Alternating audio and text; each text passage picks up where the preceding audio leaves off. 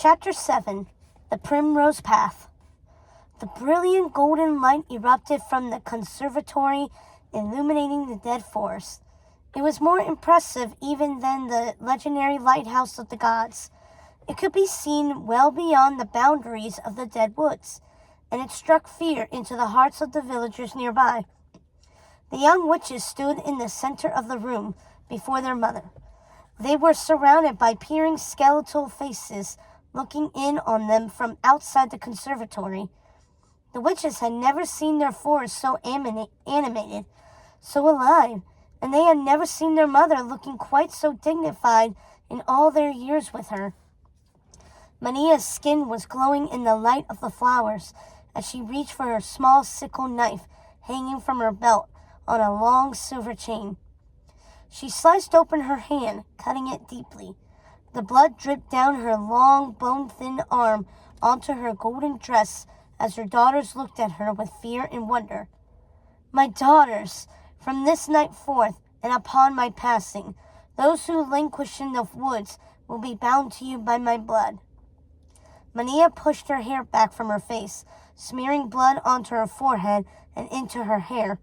She raised her hands, opening the skylight to reveal the inky black sky with tiny silver pinholes of light.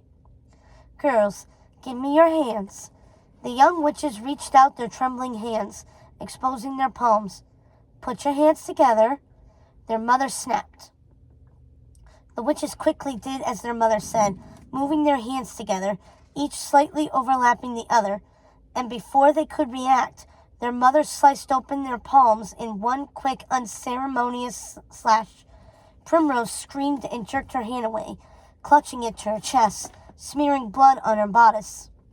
Mania put a large silver bowl on the floor to catch Hazel's and Gothel's blood. There it mingled with Mania's.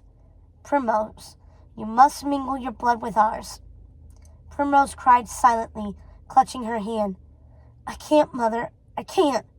Mania grabbed Primrose's hand and squeezed it over the bowl, mingling Primrose's blood with Gothel's, Hazel's, and her own.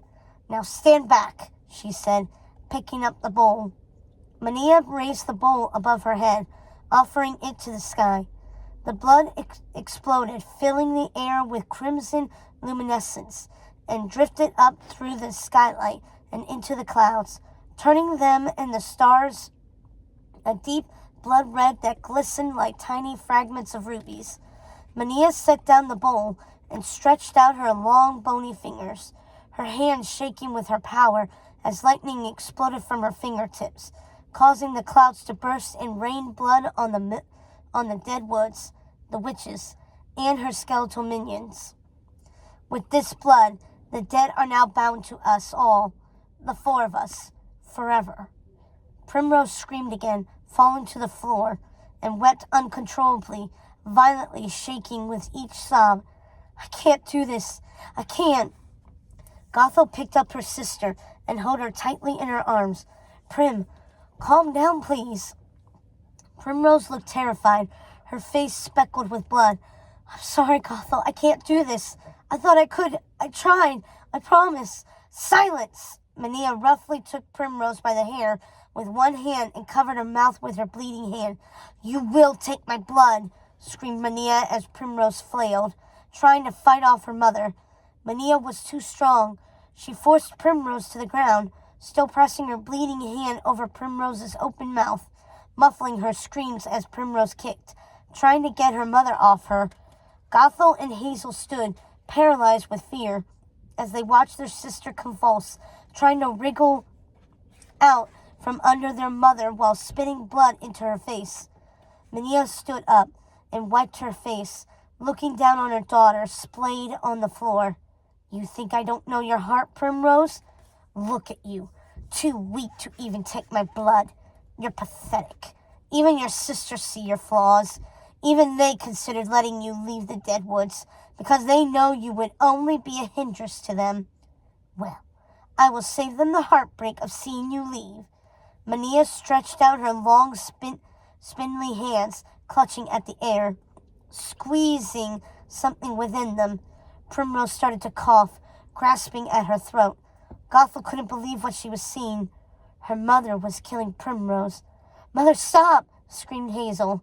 Mania flicked her hand in Hazel's direction, sending her careering across the room and through one of the conservatory windows. The glass shattered and mixing with Hazel's blood. Hazel and Gothel. Hazel! Gothel didn't know which sister to run to, Hazel or Primrose. She felt helpless and afraid. Primrose is dying. Her face was turning purple, her eyes large and bulbous. She was on the edge of death, somewhere between there and the mist. Gothel didn't know how to stop her mother. She hadn't taken the blood. She had no powers. And then she remembered. The flowers. Mother's treasures. She seized one of the oil lamps that hung on hooks around the room and screamed at her mother. "Mother, stop! Stop or I will burn it all down!" Mania stopped dead. She looked up from Primrose and saw Gothel standing in the center of the flowers, holding the oil lamp. "Gothel, no! You'll kill us all!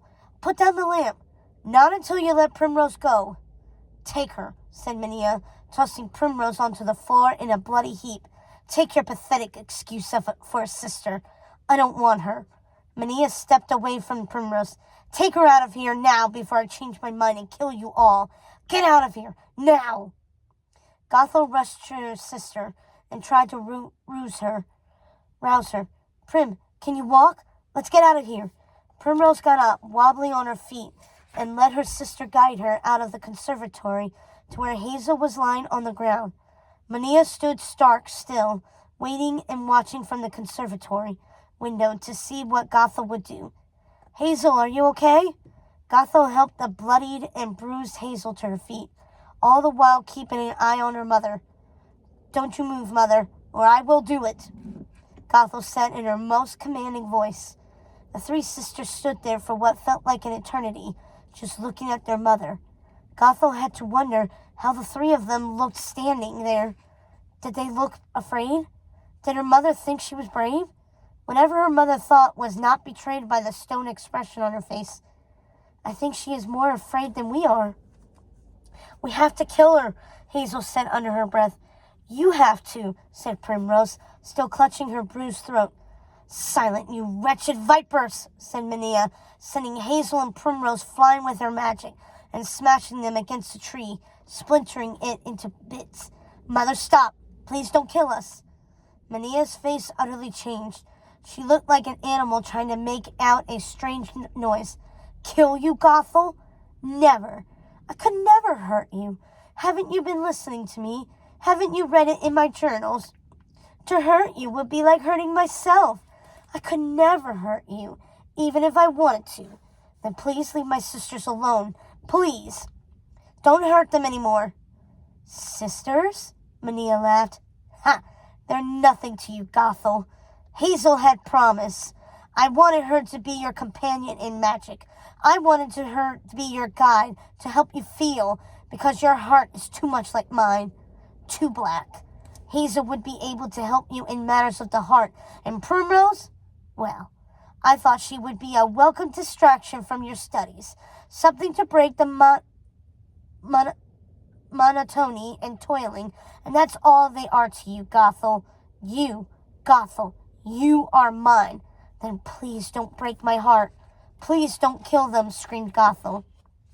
"It's too late. Primrose will never agree to stay in the dead woods, and Hazel will talk you into letting her leave, putting our home in danger, putting everything at risk. I can't let that happen. I can't let them destroy everything my family has created and cultivated here, everything that will someday belong to you. I'm sorry, my darling, but they have to die. No, Mother, you have to die." Gothel hurled the lamp into the conservatory, setting the Rapunzel aflame. "Gothel, what have you done?" Mania created a protective shield around herself so the flames couldn't touch her. "Gothel, no! Save the Rapunzel!" Mania screamed as she started to wither and age and crumbled to dust. She screamed in pain as the Rapunzel burned. "Gothel, save the Rapunzel!" The flames overtook the conservatory. Gothel snatched up one of the Rapunzel flowers before the conservatory started to collapse. As her mother turned to dust, crumbling before her eyes, Gothel watched in horror as her mother withered into a dry husk and disintegrated. "Gothel, please help me," screamed her mother, right before her face fell to dust. "I killed her. I killed her." Gothel's head was spinning. She couldn't believe she had done this. She wanted to take it back. She wanted to try to reason with her, give her a chance. But it was too late. Everything was destroyed. Everything was in ruins. "Sisters." Gothel ran from the burning conservatory into the dead woods. She ran past the blood-soaked legion of the dead into the trees, searching for her sisters, calling out their names. Panicked, her mother had killed them. "Primrose! Hazel? Where are you?" She begged the morose skeletal creatures to help her find them and was answered with vacant looks. "Have you seen my sisters?" The skeletons just stared, showing no sign they even noticed their mistress had died. "Where is Jacob?" she thought. "Jacob! Primrose! Hazel!" She screamed again and again as she ran into the darkness with only the light of the flower and the burning conservatory in the distance to guide her.